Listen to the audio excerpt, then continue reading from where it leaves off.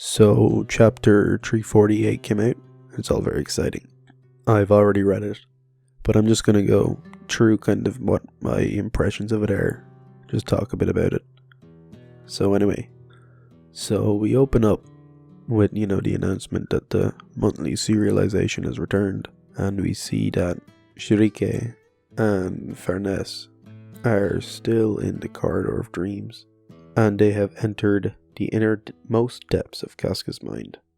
It's extremely desolate and dreary and dark and gloomy, and the entire place is lit by a single black sun.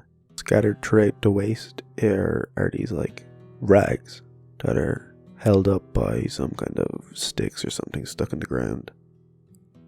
Now, I think it's our Farnes who wonders what the rags are, and she says it herself, she says they're strung up like banners, and I can only assume that these flags refer to the fallen members of the Band of the Hawk. We've seen plenty of imagery before of the banners of the Band of the Hawk flying high while they were in their prime. It makes sense for Casca to have this imagery in her mind, even if it is now twisted. Now, Sharik says something quite interesting. She says, in dreams, size and distance are mere symbols. Or, that could just be a slight maybe inaccuracy with the translation. I would assume she means they're just kind of like, in dreams, something that's far away, it only seems far away because that's what you perceive it as. If you just think hard enough, it will appear closer, or something in relation to that will appear.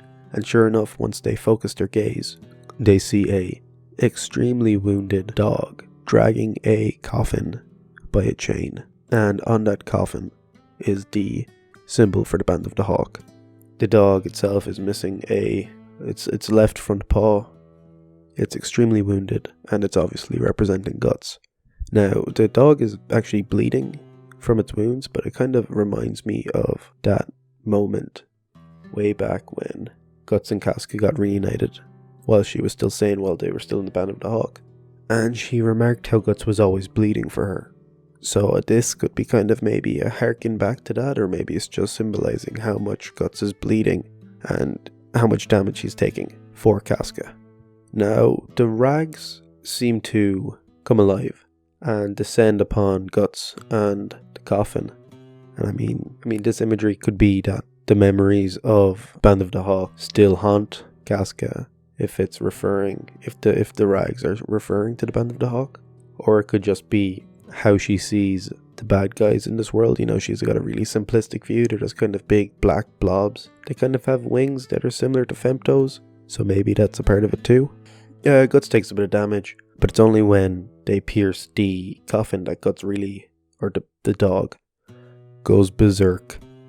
With a bit of help from Sharik and Farnes, the winged creatures are fended off, and Guts, or I keep calling him Guts, but it's the dog. The dog is quite welcoming to the party. He lets them close. He gives a bit of resistance when they try to get to the coffin, but overall he's pretty chill with it all. Now it's what's inside the coffin that's the most interesting thing. Inside is a shattered doll that is representing Casca. It's obviously Casca because it's got some good tits and because it's got the brand on her chest. Farnes remarks that, she's like, oh man, this withered hollow doll is, and they're implying it's Casca, but they don't say it. And then Guts, or the dog, leaves off this kind of sad, lonely howl that is quite, it hit me right in the feels. It's quite an emotional scene. So inside the doll, there's a little chibi, little cute potato something or another Casca. Farnes says it's smaller than Puck or Ivalera, so it's quite a tiny little thing. I think it's Sharik who mentions that it's probably a fragment of Casca's self, and it's really cute to see this little thing, it's really sad when you consider that this is all that Casca has left of herself, just these tiny fragments of herself, and she's almost unrecognizable. But man, the thing is just the little bit of Casca is just adorable. It just plays in Farnes's hand, and it's just the cutest little thing. So anyway, they finish up the chapter with, the fairy queen leading the way with her petals, and Farnes, Sharik, the doggo, and the coffin walk off into the distance. Now, this was an interesting chapter because we'd spent so much time wondering what would Casca's psyche be like after the eclipse. You know, what severe damage was done. And we see it here. It's just, we see just the level of destruction that the eclipse brought about in Casca's mind, or in herself, how she views herself, has just been shattered.